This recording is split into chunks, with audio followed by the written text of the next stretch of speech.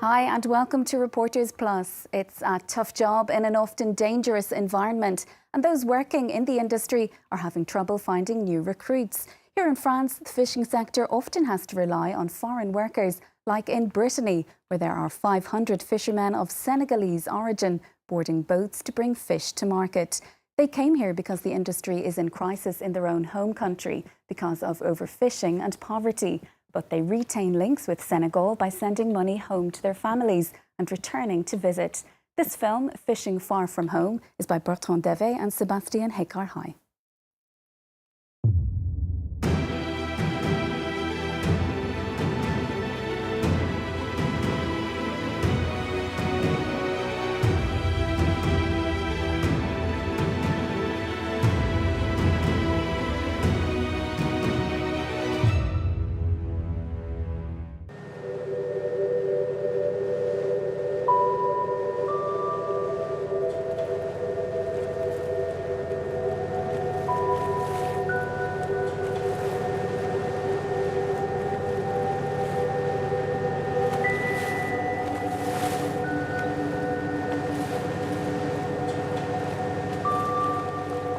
It's 3 o'clock in the morning and the Belladone has just departed from its home port of Lorient in Brittany, western France. At the helm, Renaud is heading towards the Guilvinec Peninsula with his two crewmen, Fabrice and Suleiman, a Senegalese fisherman who has immigrated to Brittany. I learnt it over the summer holidays in Senegal. I went to Joal with my family and I worked there. That's how I learnt a little about the sea. I came here in 2012 to visit my brother who lives here. I suggested moving here to find work and he told me there would be no problem.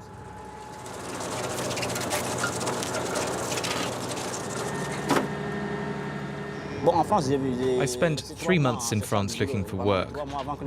Over those 3 months I found a contract and that's how I got my papers. In my opinion, I make a good living. I can't complain. There are people who believe that we work because we're poor, but we work just to have some dignity. With what I earn here, I live well and I can help my family back home.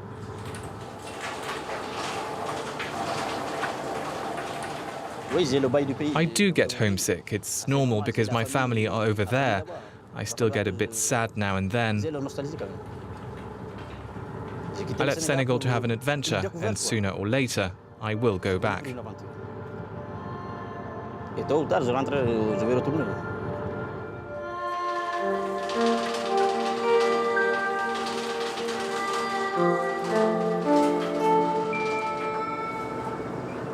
Renaud hired Suleiman 3 years ago, soon after his arrival in France. He was looking for keen fishermen, but was having trouble finding anyone. It's getting harder and harder to find competent sailors willing to go out at 2:30 in the morning. The trade isn't really valued anymore. There are a lot of people in school, but there's nobody out on the quay. We need to go to sea to make a living, and in order to go to sea, we need manpower. When we can't find French labourers, we use foreigners, like in many other professions. I think it can't be easy for them either. They're far from their families. It can't be easy for him, but it's his choice. A choice I could not have made.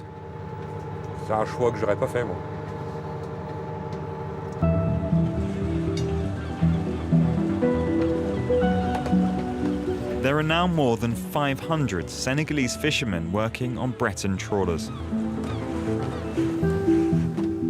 Lamine is just back from 3 weeks off the coast of Scotland. This morning he has a meeting at the Maritime Affairs Office. Ah, bonjour Lamine. Ça va bien? Ça va bien? Ça va Valérie? When they leave Senegal, most have some experience fishing from canoes and other small vessels. Almost all of them came here via Spain. In Spain, they often pick up technical qualifications, generally the so-called certificat básica. That's what we tend to see.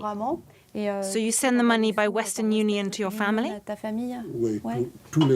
Yes, every month. I'm a bit sad, because I've spent years only being able to see my uncle's family for one day. There's a bond.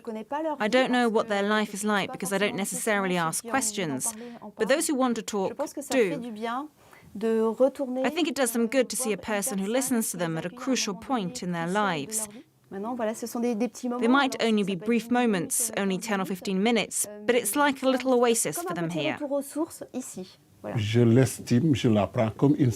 I respect her. I see her like a sister because of everything she's done. She went out of her way to help, even though it's the first time she met me. We aren't from the same family. We're not from the same land. She did her best, but it's such an important step in my life. Alain Lassan is from Lorient and knows the community of Senegalese fishermen well.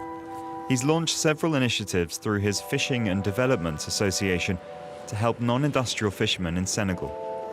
He says these African boatsmen in France are only passing through. I don't think they mean to settle down. It's more about them wanting to find a job that gives them a decent income. And that revenue can be quite a lot, and that's what attracts them. Going back to Senegal with it, where the costs of living are much lower. I think integration can be difficult. It's not about their skills. There are big cultural differences. Fishermen don't spend time together when they're not fishing. Everyone has their family or other commitments.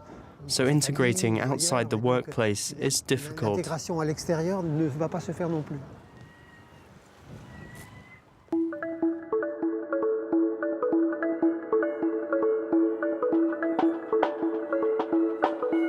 Senegalese fishermen are so often out at sea, they can seem almost invisible in the town of Lorient, apart from at one specialist greengrocers, which has become a meeting place for all Africans.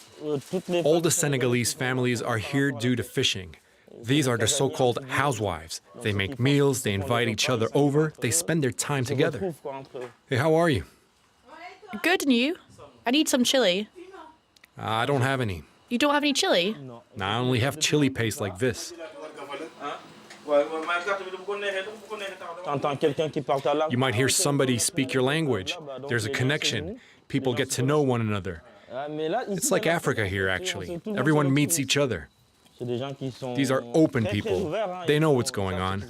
They may adapt, but they don't forget who they are and where they come from. As President Senghor said, Senegal is rooted in openness. This is what defines us. Barra is a fisherman on a trawler. When he returns from his long voyages out at sea, he's happy to reconnect with his Senegalese roots in the apartment he shares with his uncle and his cousin.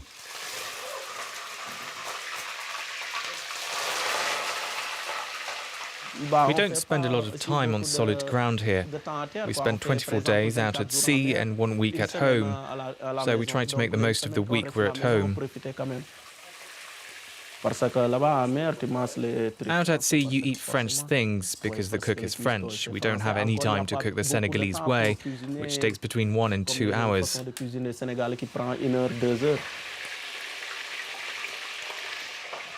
I don't think that a Senegalese person needs to learn to cook a thieboudienne because you're born knowing how.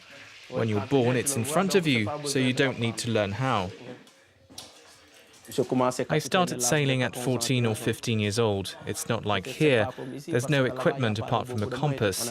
You can cross 5 countries looking at the stars in the night. That's how it is there, and you have to learn it. There were a lot of fish in Senegal before, but at some point there were none left. We had to go to Guinea, then over to Sierra Leone, then Liberia, right up to Ivory Coast.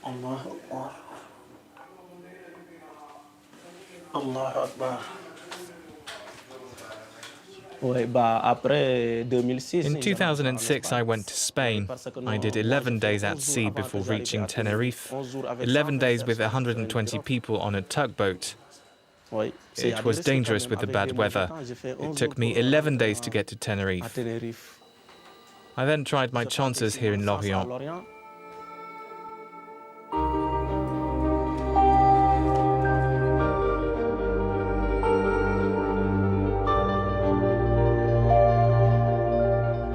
You could say it's our second country. We came here to earn an honest living to make things better back home. That was the plan.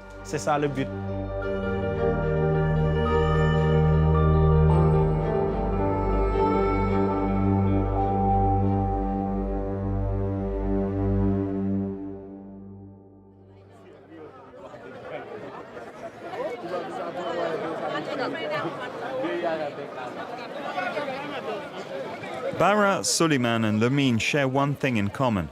They are all from Daycard-Heid, Senegal's main fishing port. Here, the fishing industry is under serious threat and has an uncertain future. Omar works as a fisherman in Lorient, but has returned home to his family for Christmas. He may have chosen to do the same job as his father, but he doesn't want the same future for his son. I would like my son to become a footballer. When he's 7 years old, I'll take him to football school. There, he'll study football. If he's a bit of talent like his dad, he could. If he's not good enough, he'll continue his studies. I don't want him to become a fisherman, that's for sure. It's a hard job, it's tiring, and it's becoming less and less profitable. I'd like him to try other things. The money that Omar sends to his family is a great help in the household. It's allowed his brother to buy his own boat and make a small living in the local fishing industry. Sakura, another brother of Omar, is also a fisherman in France and rarely comes back to Senegal. Fatou, his wife, says she suffers from their permanent separation. Being the wife of a fisherman who isn't even in his country is very difficult. It's an act of bravery to leave your family and your wife and children alone to immigrate. I stay here. I haven't seen my husband for more than a year. We only speak by telephone.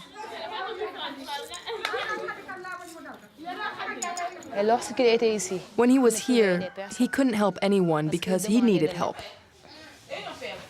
But when he went to France, he could then help people. I prefer that, because I know that my husband works and has a good situation. Working is not difficult, but leaving your family to work is difficult. Omar wants to take us to where his journey started, the port of Daycard-Heid. Since the arrival of fishing families in the 1970s from Saint-Louis, this town of 50,000 residents is now Senegal's largest fishing port. Everyone you see down on the quay lives from fish.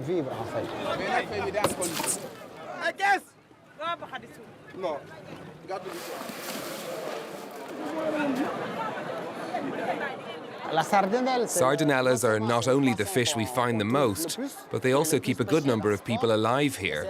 The trucks come and take the fish over to special places where women dry and smoke them.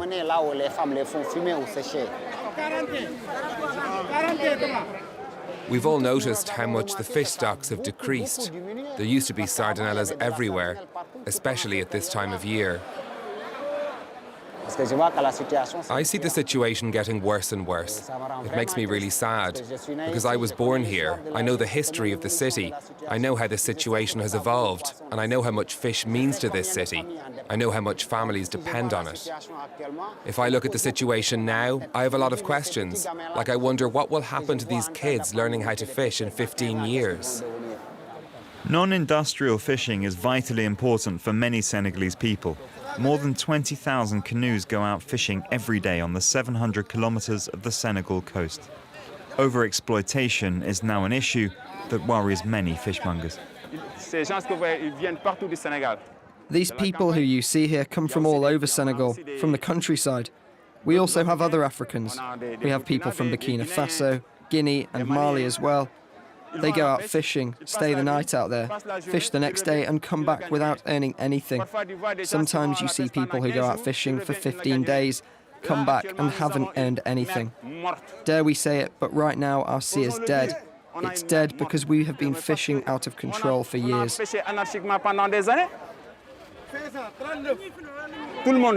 Everybody knows what's going wrong and we're all watching it happen without saying anything.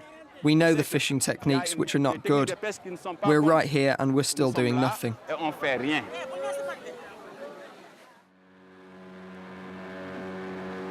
The rural exodus, coupled with the proliferation of unregulated fishing, is seriously threatening the future of the sector. A situation further exacerbated by offshore competition from industrial fishing operations.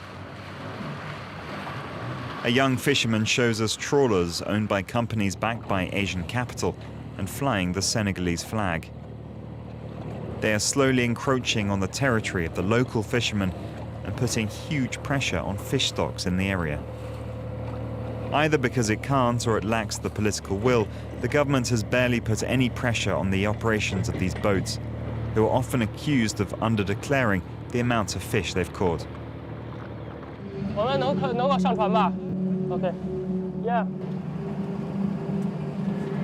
However, in 2017, officials launched a test initiative.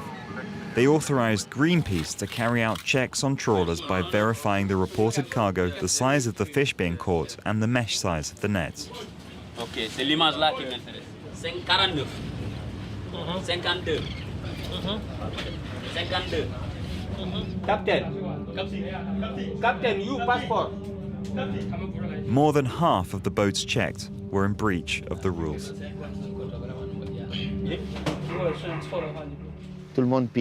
Everyone is looting. Everyone is out fishing. Anyone can fish anything, anytime, anywhere, anyhow.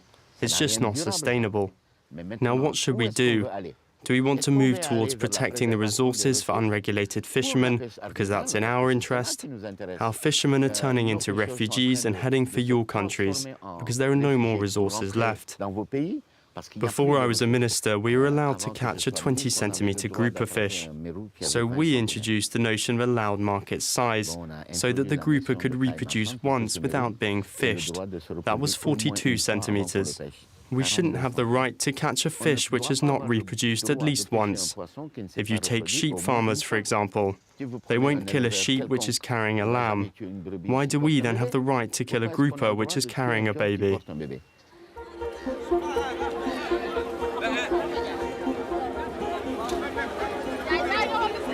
The fragile balance of Senegalese fishing is also under threat from the booming fish meal industry. Exported mainly to Asian and European markets, these industrial fertilizers and animal feeds are produced all up the west coast of Africa with major backing from foreign investment. Originally, they only needed to recycle fish waste, but today they also use fresh fish, like sardinella. These fishermen know that selling to a factory is a lot more beneficial for them. So what do? They go out and catch everything, even the young ones. And that's the case right now. They tell them, go out, fish. If you come back with whatever catch, whatever the quantity, the factory will take it. For 1 kilo of fish meal, they need 5 kilos of fresh fish. And those are normally the pelagic fish, which are eaten by the Senegalese people. These practices mainly affect the most vulnerable communities, like the women who process sardinella and who suddenly find themselves in competition with the fish meal factories. It's unfair competition. How can we keep employing these women who do so much for the local fishing industry, who are the pillars of the family here, who educate their children, our children? They are being denied access to this resource. I think that we should all be concerned these days. Why have these factories come to Senegal, where we need to restore the local resources?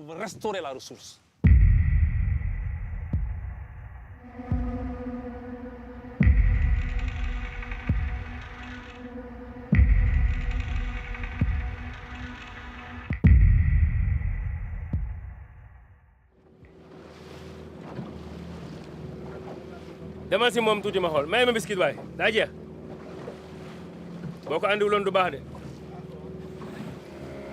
So what will it take to bring the fish back?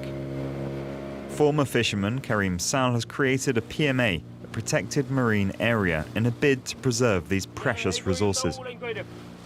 Every day he fights against the devastating practices of poachers.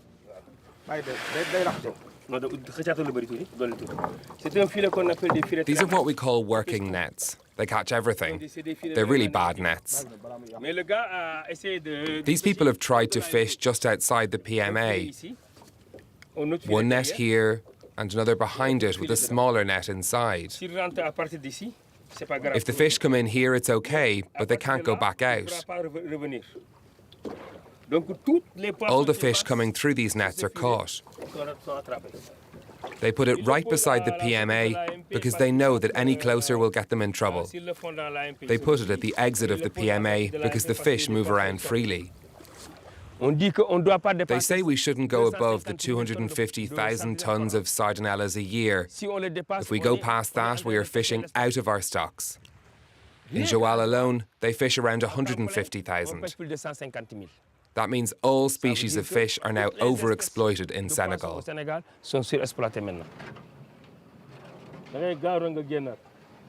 For Karim, replanting mangroves where fish come to breed is now a necessity in order to avoid ecological disaster. If the country is stable, it's because we don't have to look elsewhere to find something to eat. What does that mean? It means we need fish. We don't have any gold, diamonds, or anything like that. What will happen to Senegal?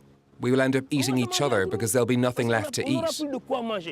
The fish need to rest. They need to be able to reproduce. Some species need to be protected and given an ecological rest so that they have time to reproduce. But we can't put a guard behind every fisherman to watch him.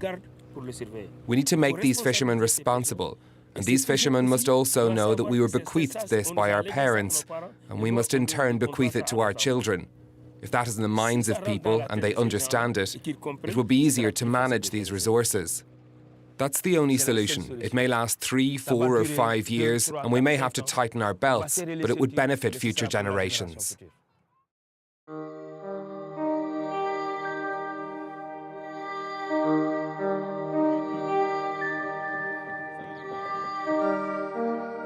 In Han Bay, near the capital Dakar, the situation is even worse. Boats are abandoned at the quayside because catches have become so rare, a direct consequence of overfishing and pollution.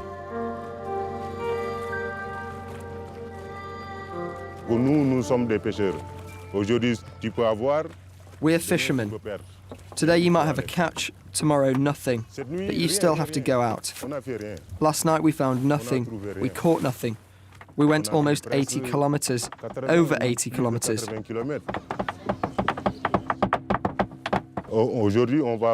Today we are going to go back out and try our chances. That's what this work is like. It depends on God.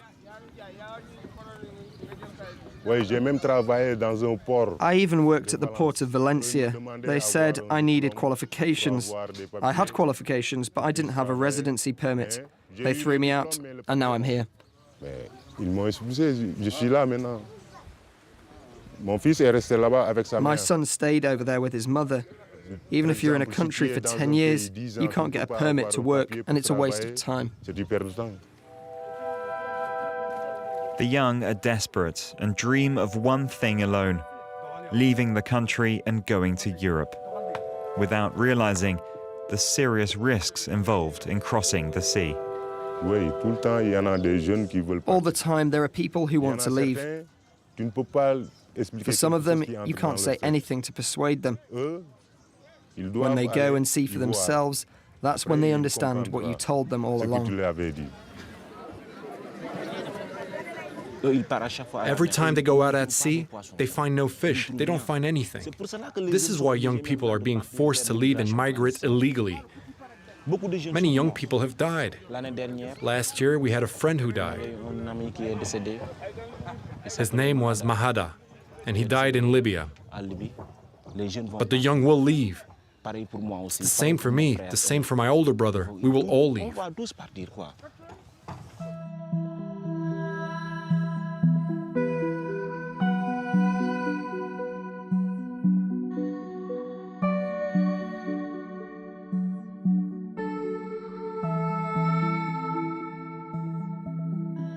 Senegalese fishermen could now be classed as climate refugees. A fisherman's life is spent at sea, but the northern seas where they now find themselves are far from home and filled with danger.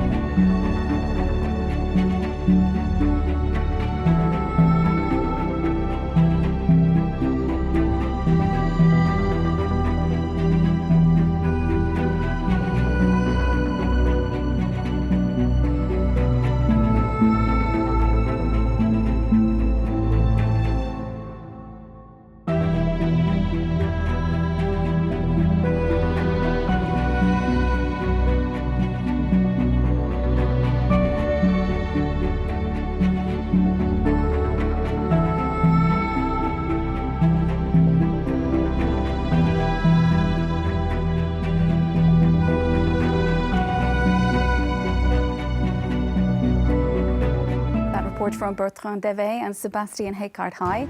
We'll have more from reporters at the same time next week.